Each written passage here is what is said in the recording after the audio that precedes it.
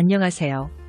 경제적, 육체적 어려움으로 힘든 분들에게 정확한 정보를 제공하여 희망적인 결과를 만들어드리는 산재 가이드입니다. 진폐증 보상에 대해 자주 묻는 질문 두 번째 시간입니다. 제가 환자의 진폐유족 보상 승인율이 현저히 낮은 이유가 무엇인가요? 통계적으로 요양 환자가 아닌, 즉 합병증이 없거나 F3 고도장애 미만인 진폐증자의 경우 유족 보상 승인율이 10%대에 머물고 있습니다.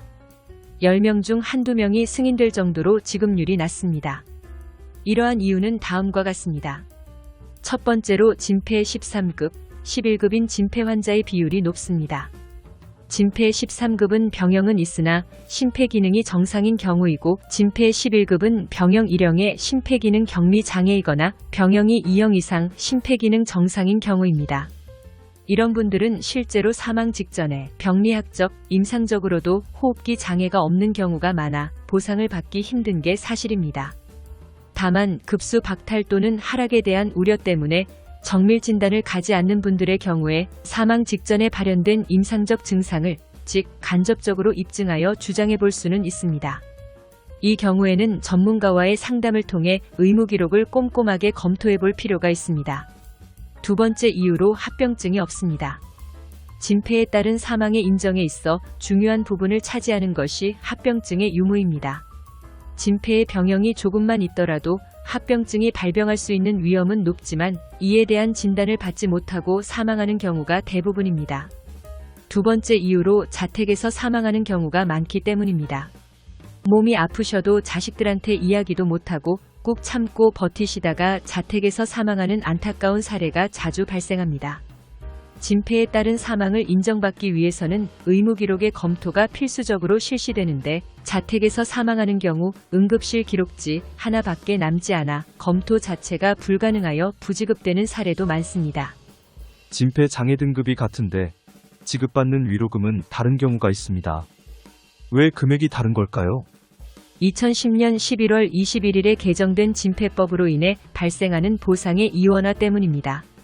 여러 가지 적용례가 있지만 이해하기 어려울 수 있기 때문에 가장 흔한 경우인 비요양 진폐 환자에 대해 설명해 드리겠습니다.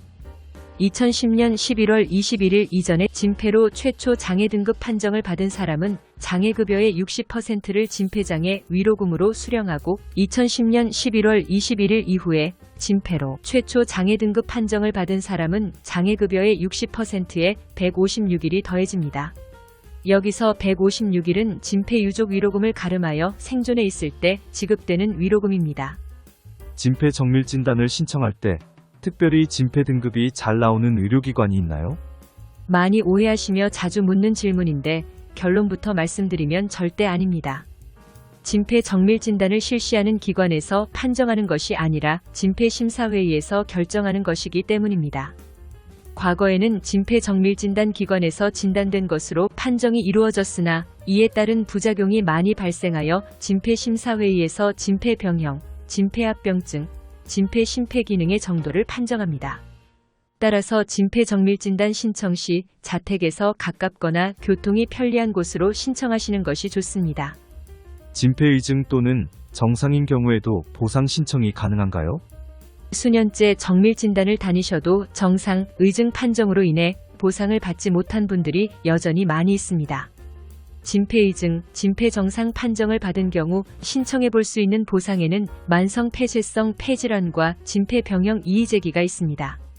먼저 만성 폐쇄성 폐질환의 경우 2013년 산재법에 신설되었는데, 병형 여부는 판단하지 않고 심폐기능으로만 판정하여 보상을 실시합니다.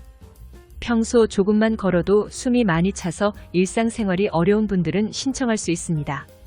그리고 병형 이의제기는 진폐심사회의와 관련 있는 이의제기 절차입니다. 정밀 진단 실시 의료기관에서는 진폐병형이 1형 이상이 있다고 판정하였으나 진폐심사회의에서 의증으로 판정하는 경우가 있습니다. 이 경우 양 기관의 이견이 있기 때문에 이 부분을 이의 신청해 볼 수 있으니 참고하세요. 산재 가이드는 법률적으로 문제가 될 수 있는 부분에 관해 상세히 설명을 드리고 해결책을 제시하는 길잡이를 해드립니다. 항상 노력하는 자세로 의뢰인의 이익을 최우선하는 모습을 보여드리겠습니다. 그 밖에 더 많은 정보는 네이버 산재 가이드 카페로 오시면 확인하실 수 있습니다. 내용이 마음에 드셨다면 구독과 좋아요, 알림 설정 부탁드립니다. 더 좋은 내용으로 찾아오겠습니다. 감사합니다.